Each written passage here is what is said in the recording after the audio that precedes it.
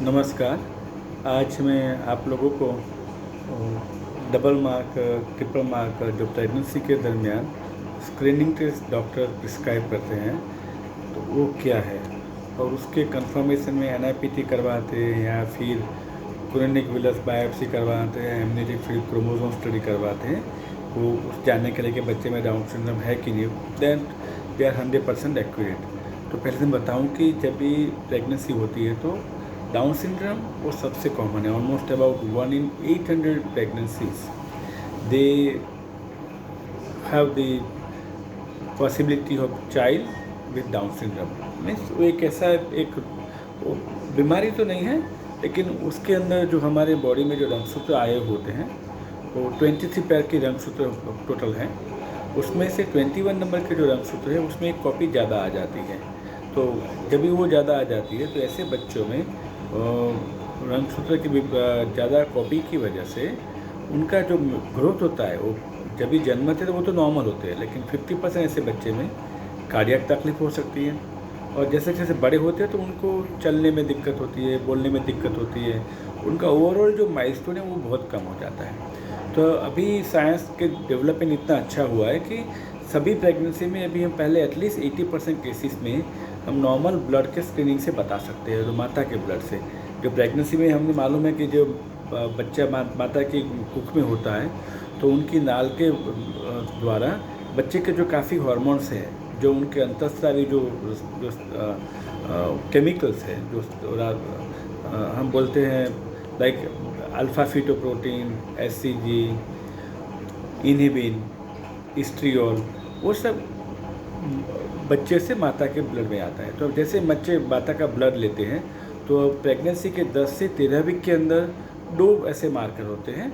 एक उनको बोलते हैं पापा, जो प्लेसेंटल एक्ट हार्मोन्स है, और दूसरा एससीजी। तो वो दोनों की वजह ऊपर से हम जब भी जांच करते हैं तो मालूम होता है कि बच्चे में डाउन सिंड्रोम का रिस्क है नहीं है कि नहीं है। यदि आपका पापा लेवल बहुत कम आता है, जैसे उनका लेवल 0.1, 0.2 या 0.3 आता है, तो आपका रिस्क ज़्यादा हो जाता है।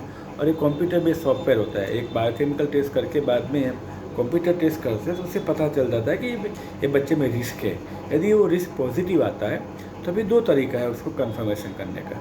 एक तरीका यह है कि हम जो कुक में बच्चा है तो उनके आसपास जो पानी होता है वो 16 वीक के टाइम पे वो पानी लेके उसको हम कल्चर करते हैं और उसमें से उनके रंगसूत्र की जांच करके 100% पता चल जाता है कि बच्चे में तकलीफ है कि नहीं, या रंगसूत्र की, या उनको डाउन सिंड्रोम या और कोई रंगसूत्र की खराबी है कि नहीं।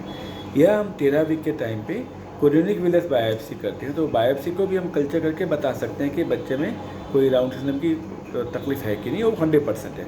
लेकिन अभी दूसरा एक नया जो डेवलपमेंट साइंस हुआ उसको एनआईपीटी बोलते हैं, वो नॉन इन्वेजिव प्रीनेटल डायग्नोसिस और टेक्नोलॉजी।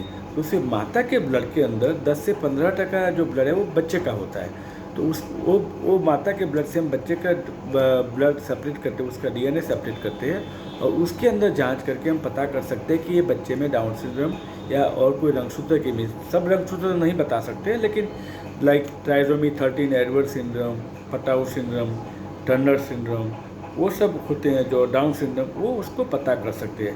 और ये स्क्रीनिंग टेस्ट है, फिर भी उनके 99.5% आई वुड से एक्यूरेट है। तो उसके आजकल एनआईपीटी भी काफ़ी चलता है। तो जो सेंटर एनआईपीटी की एक फ़ायदा वो है, यदि आपको कल्चर नहीं करना है, फैसिलिटी नहीं है, तो आप सिंपल ब्लड से उसको इन्वेस्टिगेशन कर सकते हैं। लेकिन एक ही उनका ड्रॉबैक वो है कि आपको जो रंगसूत्र 3 या 5 रंगसूत्र के ही मालूम होता है। टोटल 23 की पैर होती है तो उसमें से 5 रंगसूत्र में खराबी है कि नहीं वो मालूम होता है। पूरे रंगसूत्र की जांच करनी होती है तो हमें एम्ब्रियोनिक फ्लूइड लेके उसको कल्चर करना पड़ता है, और उसकी जो टेक्नोलॉजी है, उसकी जो फैसिलिटी है वो बहुत कम जगह पे, शायद वो सब सिटी में ही होती है। जैसे गुजरात में है तो अहमदाबाद में है, मुंबई बम्बई में है, कलकत्ता में कई जगह पे है, तो बड़ी बड़ी सिटी में, लेकिन विलेज में नहीं होता है। और उसके विलेज में होता है तो क्या उनको आपको फ्लूइड लेके अभी ट्रांसपोर्ट करना पड़ता है, तो वो एक एडवांटेज, उसका डिसएडवांटेज है। तो मोस्ट ऑफ द प्रेगनेंसी पहले ये होती है कि आप कहीं भी हो, लेकिन आपकी प्रेगनेंसी के जब भी 10 से 12 वीक हो जाए तो आप डबल मार्कर टेस्ट करवा सकते हैं। उससे मालूम होता है कि बच्चा ठीक है कि नहीं, स्क्रीनिंग टेस्ट है। या आप ट्रिपल मार्कर 16 वीक में कराते हो, उसमें अल्फा फीटोप्रोटीन, स्ट्रियोल और एससीजी। उससे एडिशनल पता ये चलता है कि बच्चे में कोई नीडल ट्यूब डिफेक्ट या करोडोजो की कोई बीमारी है कि नहीं, वो पता चल जाती है। यदि वो नहीं करना है तो आप फिर कंफर्मेटिव जेनेटिक टेस्ट करवा सकते हैं। तो और आज साइंस की इतनी प्रगति हो गई है तो हमें एटलीस्ट, और सब फैमिली न्यूक्लियस हो गई है, प्रेगनेंसी ऑल्सो बहुत एक्सपेंसिव है।